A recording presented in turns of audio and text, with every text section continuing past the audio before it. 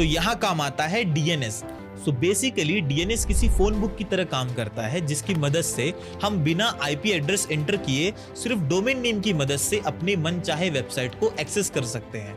अब अगर हम चाहे तो डीएनएस को एक एग्जांपल की मदद से समझ सकते हैं। जैसे कि मान लीजिए आपके फोन में 100 लोगों के कॉन्टैक्ट्स है और अब आपको एक फ्रेंड को कॉल कनेक्ट करना है, तो ऐसे केस में हम डायरेक्टली उसका नाम सर्च करते हैं, ना कि उसके 10 डिजिट के फोन नंबर को याद रखते हैं। तो ठीक उसी तरीके से डीएनएस भी आपके लिए आईपी एड्रेस को याद रखने का काम करता है।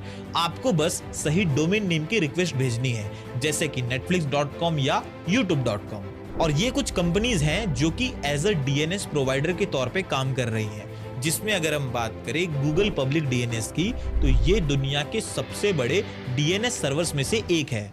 और अब इन सब के बाद जब डीएनएस की वजह से उस दूसरे डिवाइस का आईपी एड्रेस इंटरनेट को पता चल जाता है, जहां से आपको वो इंफॉर्मेशन एक्सेस करनी है, जैसे कि हमारे केस में हमें नेटफ्लिक्स में कोई मूवी देखनी थी, इसीलिए अब आपकी रिक्वेस्ट ऑप्टिकल फाइबर केबल्स में से होते हुए दूर कहीं उस डेटा सेंटर में पहुंचेगी जहां से नेटफ्लिक्स ऑपरेट कर रहा है। अब चूंकि नेटफ्लिक्स ने अपना खुद का डेटा सेंटर काफी समय पहले ही शट डाउन कर दिया था, इसीलिए 2008 से वो AWS का डेटाबेस यूज कर रहा है। तो जब आपकी एक स्पेसिफिक रिक्वेस्ट डेडिकेटेड डेटाबेस में पहुंचती है, तभी जाकर वहां के सर्वर्स आपकी क्वेरी और रिक्वेस्ट के हिसाब से आपके लिए डेटा को प्रोसेस करते हैं। तो अब तक आप ये तो समझ ही गए होंगे कि इंटरनेट काम कैसे करता है, लेकिन जब बात आती है इसे कंट्रोल करने की, तो मेरा पहला सवाल तो यही बनता है कि ऐसी कौन सी वजह है जिसकी वजह से इसे कंट्रोल करना जरूरी है।